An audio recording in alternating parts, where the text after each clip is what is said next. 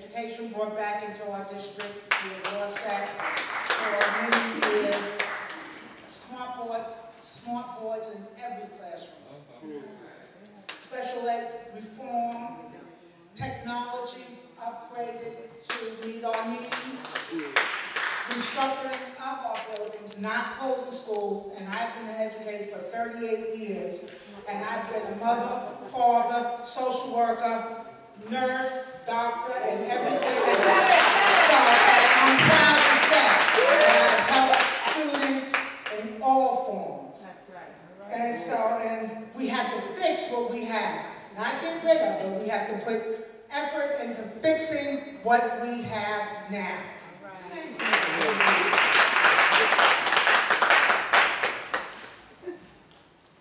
As one of our strategic plans for the district, the superintendent has spoken about what's called FACE, F-A-C-E, family and community engagement.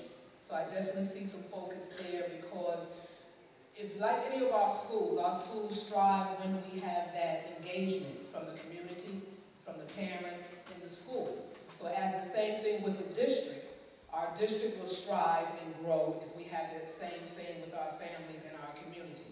So getting our families and our community engaged in our school system, and not just specific schools, but looking at our schools as a whole and not isolating or singling out one of our schools. Dealing with what's called our compact committees. So we need to get that up and running and functioning. I have provided administration. We have an all-top new administration here. So I have provided them the binder that deals with all the community involvement in not only our local buildings, but at our central office level also. Because each one of you have to understand that your engagement, your involvement helps select the quality of the teachers and the administrations that sit before our children. Your involvement, your engagement have say-so in how the dollars are spent in the different school buildings that you can adopt, that you can become involved in. So I've been working with administration by providing them that binder on how this process is supposed to be properly functioning, properly up and running and operating, and then that will also aid in what the superintendent is talking about, the FACE, family and community engagement, which will not just be an individual for that like a parent liaison, but it will be a department of people to help our parents in special education to learn that process, to help our parents in our general education. So that's part of what I will be doing in reference to the strategic plan, among working on all of the goals, all of the plans, but definitely see some focus there, listening to our community, and because we want our schools to be a better system. Thank you. I too have to admit, I did not know there was a comprehensive plan. I'm not going to lie and say I knew that. I'm also not going to waste your time or my time by making up an answer. But I will just say that I don't have to read the plan to know that I agree that FACE, that family involvement and community involvement, is the absolute key. I mean, as our moderator said, that as the school district goes, so goes the community. That's very true. I was homeschooled, okay? I'm from the South. My mother didn't have the option to send me to public school. She did not feel it was a good enough job. She tried private school. She didn't think that was a good enough job. So she homeschooled me, and I'm grateful for that. That worked for me. That is not an option for the vast majority of parents, and I know that. I know that. I went to public community college. Anyway, I'm just saying that parental involvement and community involvement is the key, and nothing works without that. We work for you. The school board works for you, and we have to work with you. You can't work for a boss you don't know. That's the reality.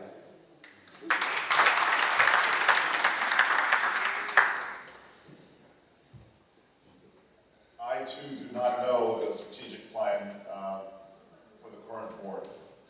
However, I do know what works. And I can tell you right now, yes, I agree with Mr. Goodside that there's been a lot of changes and we have been getting better. But you know what? We're running out of time, folks. We're running out of time. People are leaving our community. They're not coming back. People are not buying into the community, and our kids are suffering for that. Okay, the schools are not getting better quickly enough. We need to do something. We need to do it now. I'm not a bureaucrat. That's why I own my own business, because I can't sit there around waiting for people to make decisions and push paper. I get things done, and we need to get something done quickly here. So, top of my list, I know Mr. Goodside and some other people spoke about children of need. children that Mount Vernon has. Okay? I don't want people to have pity on us, as if all of our children are children of need.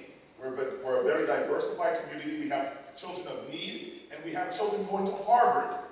Do people know that? Okay? So we should focus on, again, tailoring education for all of our children's needs, the ones who have special needs to the ones who need to go on to higher education and will become incredibly productive members of our society. And on top of that, we need to do something quickly, such as build a school of excellence. We have to give parents here an option to not send their kids to private school and stop the bright flight. Okay, the smartest kids in the district do not go to school in the district. Okay, I can tell you that right now. It hurts us all over. It brings down our average scores. It causes a lot of citizens to be overburdened and overwhelmed. I've walked door to door, and let me tell you, picking up signatures for the petition, that many doors I almost got slammed in my face, how much cynicism, how much people are so sick of Mount Vernon, paying the taxes, the school. Thank you. And I tell them, I am not that person. I'm going to get things done for you. Thank you. So I know that there were several presentations of the budget recently done by the school district. Show of hands, how many had the opportunity to sit through a budget presentation from the district? And like Mr. Rivers has said more than once, about 63 cents out of every dollar goes to... About 60%, 60. Okay, thank you, Mr. Keller. 60 cents of every dollar goes to the school district. And so it's really important that we are participating in that process and at least understanding what's going on. And for your, as part of that presentation, what the superintendent and his team did was identify the goals of the school district. And just for the benefit of this crowd this evening, I'll tell you that goal 1 is to continuously improve student achievement by raising the level of challenge for all students. Goal 2, support and sustain a high-performing, talented workforce. Goal 3, actively engage parents and the community. Goal 4, create safe, disciplined, state-of-the-art environments. And Goal 5, promote innovative and fiscally responsible management. And that exists, it's a public document that exists at the board. You can always get yourself a copy.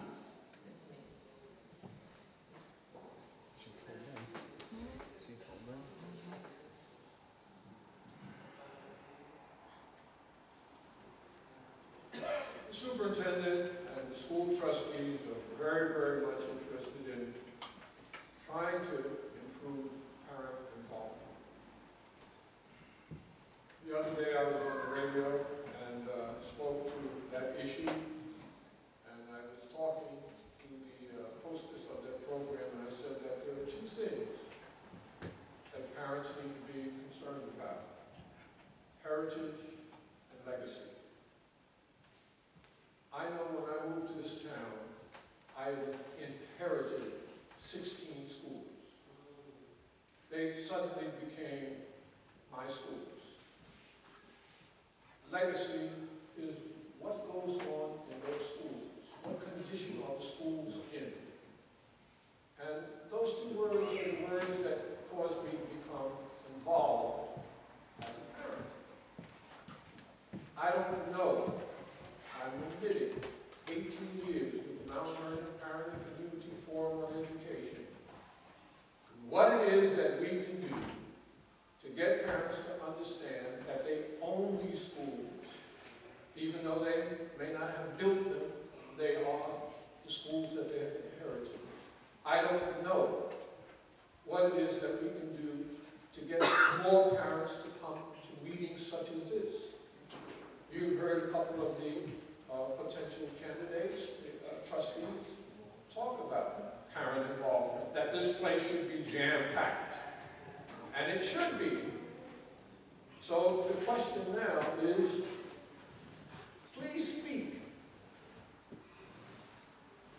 to the role of parental involvement. We hear it all the time, parental involvement, parental involvement. If this is an example of parental involvement, we're in trouble. So tell us what you, as a trustee,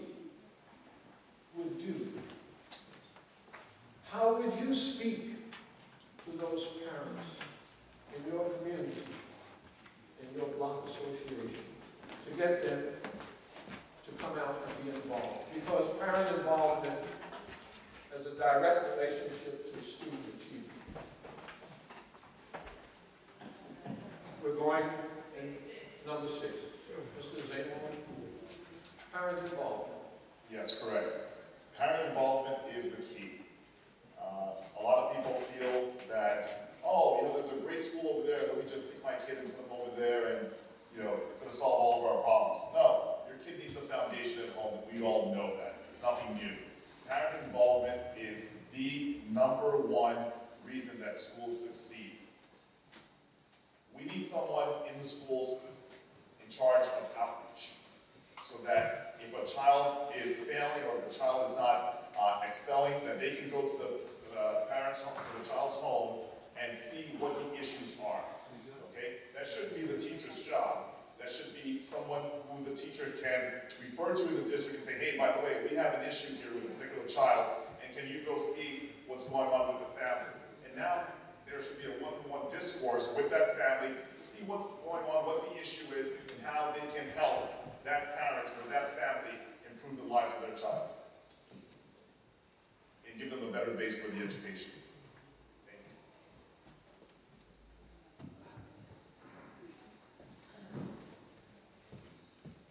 Well, I wish every parent were up here. Why only have 100 candidates for school board? I wish there were more parents involved. I'm doing what I can. I can't tell you how to get every parent involved with their kids. I know that there's no magic bullet. I've actually done a lot of research, on the history of why parents do and don't get involved in kids, going back 100 years in the history of public schools and private schools in the 1920s and 30s and whatever. None of that matters. That's 100 years ago. What matters is today. And it takes great teachers, and it takes great guidance counselors, and it takes more than schools. It takes churches, it takes neighborhood associations, it takes neighbors, and it takes extended family and cousins. And I would love to look at how the school board currently directs their guidance counselors and their programs existing with the parent-child involvement. Like I said, my kid's 3. I haven't gotten to a PTA yet. I haven't needed to. But I would love to join any PTA, sure, and I plan to. And I'm starting now so that I can be that parent 3 years from now when my kids are starting the program, so that they can have a school that I want to send them to. Not just that I have to send them to, that I want to send them to.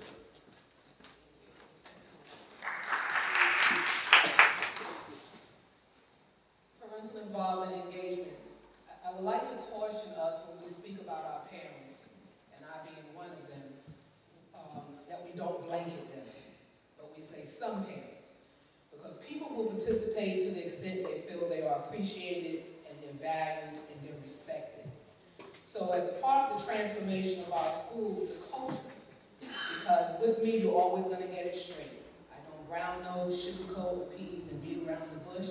I don't like it done to me, I don't do it to other people. We have some challenges in some of our buildings where parents aren't welcomed.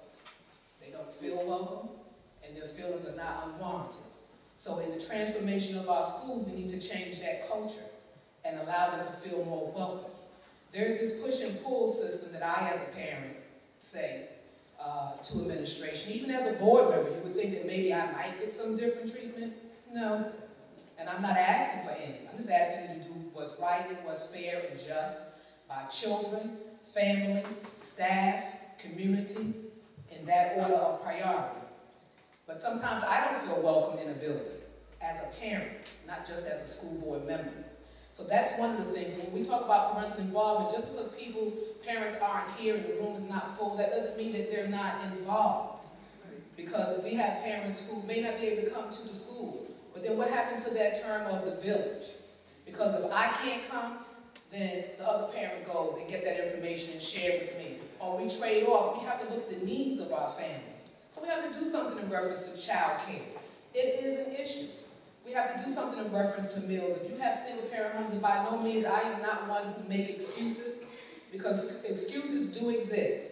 Good, bad, or indifferent, whether they're valid excuses or invalid excuses. But at the end of the day, there are excuses, there are reasons, there are causes why people aren't actively engaged the way we want them to be. But there are some parents who are engaged, and yes, we need to find out what their needs are, if it's homework assistance, if it's childcare, if it's assistance with a meal. Those are the things that we need to work on for parental engagement in our community.